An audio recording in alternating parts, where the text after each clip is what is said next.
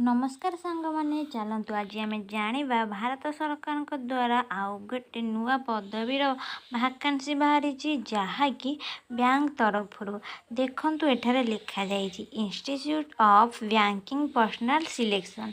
ये जो वैकेंसी आसी सब केवल बैंक रे चाकरी करने जो माने कि बैंक रे जॉब करने इच्छुक थे से माने ही एथिरे अप्लाई ही करें। ए जॉब टी को अप्लाई करने ऑनलाइन ताहार सब डेट दि जाइए। देखंतु एहाकु आपण ऑनलाइन अप्लाई करि परिबे केबेठू ना 1 अगस्त 2024 रु 21 अगस्त 2024 पर्यंत। पेमेंट करवा बा फीस दबा डेट भी से एका अच्छी 1 अगस्त 2024 और 21 अगस्त 2024 पर्यंत। देखंतु कंडक्ट फ्री एग्जाम ट्रेनिंग होची सेप्टेम्बर 24 पर्यंत। एहार कॉल लेटर डाउनलोड करबा केबे ना अक्टोबर 2024 रे एवं ऑनलाइन प्रीलिम एग्जाम हम अक्टोबर 2024। रिजल्ट बाहर आम जो प्रीलिम एग्जाम ताहा होची अक्टोबर रु नवेम्बर भितर एवं डाउनलोड करिबो जो मेन एग्जाम रो कॉल लेटर नवेम्बर 24 रे आ मेन एग्जाम हम आर नवेम्बर 24 भितर आर टोटली मेन एग्जाम रो डिक्लेयर हेबो रिजल्ट केबे डिसेंबर रु जनवरी भितर। इंटरव्यू हेबो केबे ना जनवरी फेब्रुआरी 2025 भितर आ पर्सनल अलॉटमेंट हम एप्रिल 2025 रे।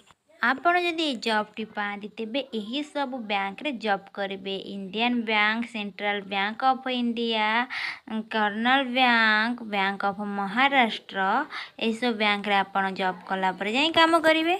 देखंतु एठारे आपण ए जॉब टी को अप्लाई कले आपण को 20 वर्ष हेथिबो किंतु 20 वर्ष रु कम हे नथिबो एवं आपण को 30 वर्ष मैक्सिमम हेथिबो।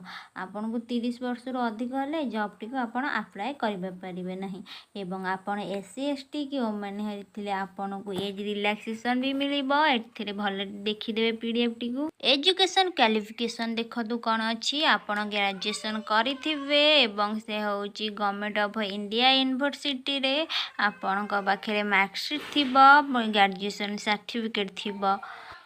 यार देखंतु एप्लिकेशन फीस होची 175 टंका जीएसटी सहित एससी एसटी एवं पीडब्ल्यूबीडी कैंडिडेट को पाई एवं नॉर्मल अलगा अदर को पाई हमर आसीबो 850 टंका। ता पेमेंट केमिति करिवे ऑनलाइन रे ही फीस देबे।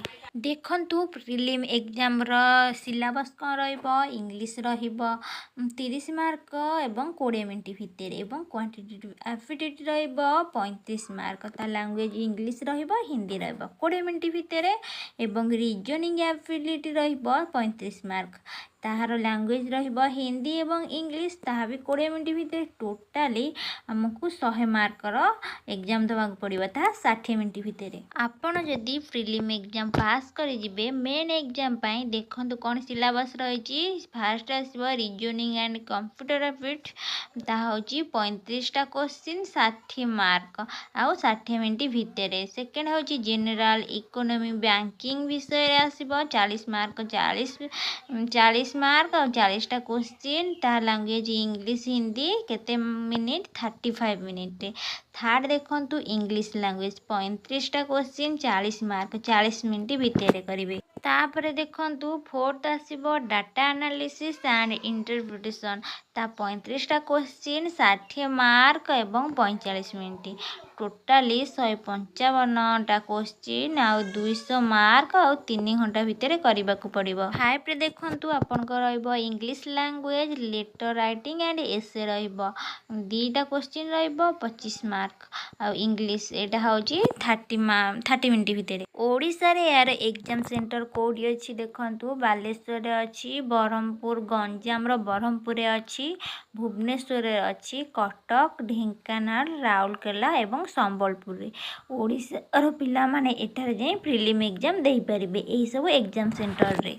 एठारे देखंतु एही सब बैंक रु एती सब पोस्ट आसीची एसटी पई केते एससी पई केते ओबीसी पई केते एवं टोटाली भी देइची एती पोस्ट बाहरीची। आपण पीडीएफ को भल से देखिबे एवं तापरे अप्लाई करिवे।